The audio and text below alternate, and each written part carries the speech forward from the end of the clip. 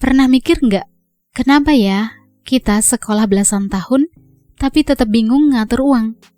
Ini nggak sepenuhnya salah kita, karena emang ada pengetahuan keuangan penting yang tidak pernah diajarkan di sekolah. Dan parahnya, pengetahuan ini yang nentuin keuangan kita bakal stuck gitu-gitu aja, atau pelan-pelan bisa naik level.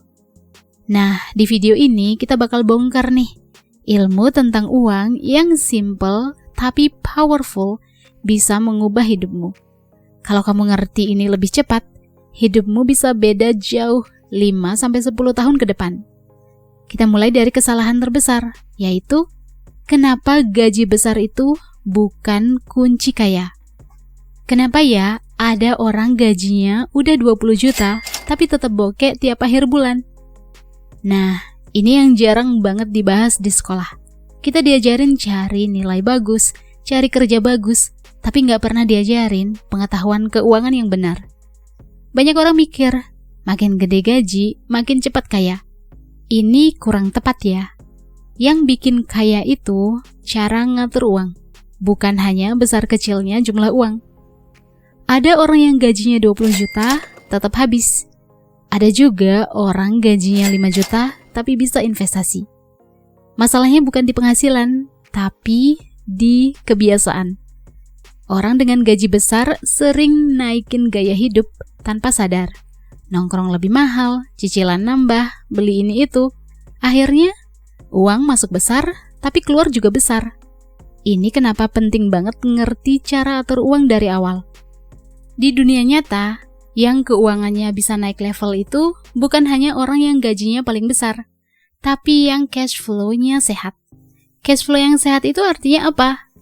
Well, itu artinya lebih banyak aliran uang yang masuk daripada yang keluar. Simpelnya gini, uang yang kamu simpan dan kembangkan itu harus lebih banyak daripada yang kamu habiskan. Kalau kamu mau mulai, nggak perlu nunggu gaji gede. Dari sekarang aja, coba bagi uang kamu sesuai dengan kebutuhan, tabungan, dan investasi. Disiplin sedikit demi sedikit. Ini basic banget, tapi ini inti dari mengelola uang yang benar. Dan kalau kamu mulai ngerti atur keuangan dari gaji kecil, pas income atau penghasilan kamu udah naik, kamu nggak bakal kejebak pola lama. Ini salah satu tips mengelola uang paling penting yang nggak pernah diajarin. Dan ada lagi nih yang lebih mengejutkan. Bahkan kalau kamu udah rajin nabung pun, itu belum cukup buat jadi kaya. Di poin berikutnya, kita bakalan bahas. Menabung itu aman, tapi nggak selalu bikin kaya. Mungkin ada yang punya pemikiran kayak gini. Kalau nabung rajin, harusnya gue aman dong. Eits, ini mindset yang banyak banget dipercaya. Padahal setengahnya benar.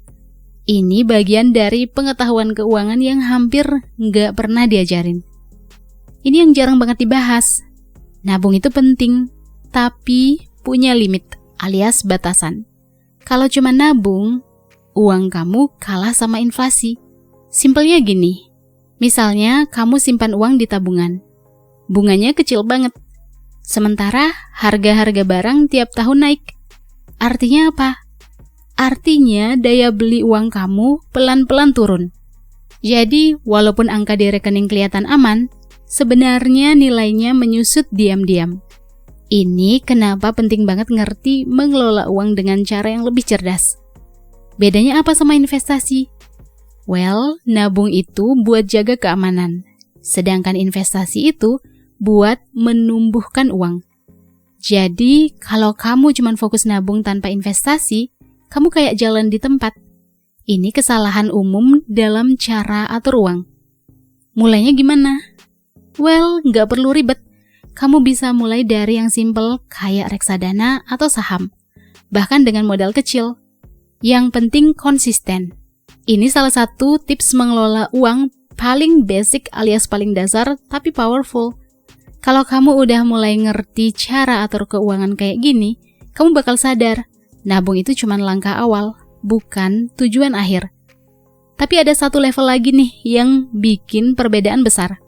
Orang kaya ternyata nggak cuma fokus simpan atau investasi uang. Mereka fokus ke sesuatu yang lebih penting. Di poin berikutnya kita bakalan bahas, orang kaya lebih fokus untuk nambah income atau penghasilan, bukan cuma ngirit doang. Kenapa ya? Ada orang yang super hemat, tapi hidupnya gitu-gitu aja. Nah, ini yang sering bikin orang stuck tanpa sadar. Kita diajarin dari kecil, harus irit, jangan boros, hemat pangkal kaya. Tapi jarang banget diajarin ilmu tentang uang yang satu ini.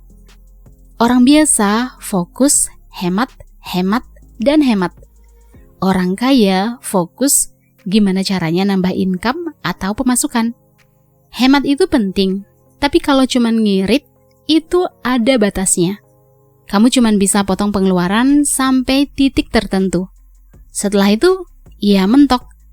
Ini kenapa terlalu hemat justru bisa bikin kita jalan di tempat. Sementara orang yang ngerti cara mengatur keuangan dengan benar, dia nggak cuman mikirin pengeluaran, tapi juga pemasukan. Disinilah konsep multiple income streams masuk. Artinya, jangan cuman punya satu sumber uang. Mulai cari cara lain, walaupun kecil. Ini bagian dari manajemen uang yang sering dilewatkan. Contoh realistisnya di Indonesia, banyak banget. Kamu bisa freelance sesuai skill, jualan online, jadi reseller, atau main affiliate. Bahkan dari HP aja bisa. Awalnya mungkin kecil, tapi kalau konsisten, ini bisa jadi tambahan income yang gede banget. Inti dari pengetahuan finansial ini bukan cuman soal bertahan hidup, tapi mulai membangun peluang. Jadi bukan berarti kamu harus boros ya, tapi jangan juga cuman hanya fokus ngirit, tanpa mikir cara nambah penghasilan.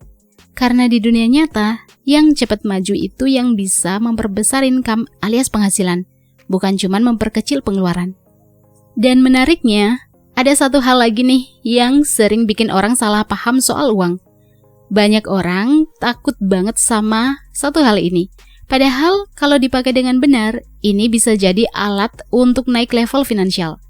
Nah, di poin berikutnya, kita bakalan bahas utang itu bisa jadi senjata, bukan musuh. Semua utang itu buruk. Kalau kamu masih percaya ini, bisa jadi kamu lagi nolak salah satu alat paling powerful dalam ilmu tentang uang. Di sekolah, utang itu sama dengan buruk. Di dunia nyata, utang bisa bikin kamu naik level kalau dipakai dengan benar. Masalahnya bukan di utangnya, tapi di cara pakainya. Ada dua jenis utang yang harus kamu tahu. Yang pertama, utang konsumtif. Ini yang bikin keuangan hancur. Contohnya, kredit HP mahal, barang lifestyle, hal-hal yang nilainya turun. Terus yang kedua, ada yang namanya utang produktif. Ini yang bisa bantu kamu berkembang. Contohnya, KPR rumah yang akan disewakan, pinjaman buat modal bisnis, atau pinjaman untuk beli sesuatu yang bisa menghasilkan uang. Orang yang ngerti pengetahuan finansial nggak asal takut ngutang, tapi mereka ngerti cara mainnya. Mereka pakai hutang sebagai leverage atau alat untuk mempercepat pertumbuhan. Ini bagian penting dari manajemen uang yang jarang diajarin. Tapi hati-hati ya, utang tetap punya resiko. Kuncinya ada di kontrol. Pastikan kamu punya cash flow alias aliran uang yang cukup buat bayar cicilan. Jangan sampai utang lebih besar dari kemampuan kamu untuk bayar hutang. Ini dasar dari cara mengatur keuangan yang sehat. Jadi bukan berarti kamu harus menghindarin hutang sepenuhnya, tapi kamu harus pinter milih, ini hutang bantu gua maju atau malah bikin gua mundur. Dan hal ini nyambung ke poin terakhir yang paling penting. Semua keputusan keuangan kamu sebenarnya bisa disederhanakan jadi satu konsep. Di poin terakhir, kita bakalan bahas tentang aset versus liabilitas. Ini rahasia orang kaya yang paling simpel. Pernah mikir nggak, kenapa ya ada orang yang makin lama makin kaya, padahal gaya hidupnya berkelas atau bahkan terkesan mewah? Jawabannya simpel banget. Dan ini bagian dari pengetahuan keuangan yang paling penting yang hampir nggak pernah diajarin. Ini konsep paling basic atau paling dasar, tapi paling powerful tentang aset dan liabilitas. Kita bahas dulu ya, apa itu aset dan apa itu liabilitas. Simpelnya gini, Aset itu ibaratnya masukin uang ke kantong kamu. Sedangkan liabilitas itu menguras uang dari kantong kamu. Masalahnya, banyak orang beli liabilitas, tapi mereka mengira itu aset. Contoh paling gampangnya, misalnya mereka beli mobil, gadget, atau bahkan rumah. Banyak orang beli mobil mahal biar kelihatan sukses, padahal tiap bulan keluar biaya buat cicilan, bensin, servis, dan tiap tahun kena pajak. Itu liabilitas. Terus beli atau gonta-ganti gadget terbaru. Nilainya kan turun terus ya, dan tidak menghasilkan uang. Itu juga liabilitas. Terus kalau beli rumah gimana? Apakah termasuk aset atau liabilitas? Nah, rumah itu jadi liabilitas kalau cuma ditempati dan bikin pengeluaran besar kayak biaya perawatan. Tapi, rumah bisa juga jadi aset kalau disewakan dan menghasilkan uang buat kita. Orang yang paham mengelola uang beda cara mikirnya. Mereka fokus beli sesuatu yang bisa menghasilkan. Misalnya, properti yang bisa disewakan, bisnis kecil, atau investasi yang kasih aliran pemasukan alias cash flow. Ini inti dari cara atur uang yang benar. Pertanyaan berikutnya adalah, mulainya gimana kalau modalnya kecil? Nah, nggak perlu langsung gede ya. Kamu bisa mulai dari investasi reksadana, saham, atau bangun skill yang bisa jadi income tambahan. Yang penting, setiap uang yang kamu keluarin, kamu tanya, ini bikin gua dapat uang balik atau enggak? Ini salah satu tips mengelola uang paling simpel, tapi bisa mengubah hidupmu. Bukan soal kelihatan kaya, tapi benar-benar jadi kaya. Kalau kamu mulai atur keuangan dengan mindset ini, pelan-pelan hidup kamu bakal berubah. Karena pada akhirnya, bukan seberapa banyak uang yang kamu hasilkan, tapi seberapa banyak aset yang kamu bangun.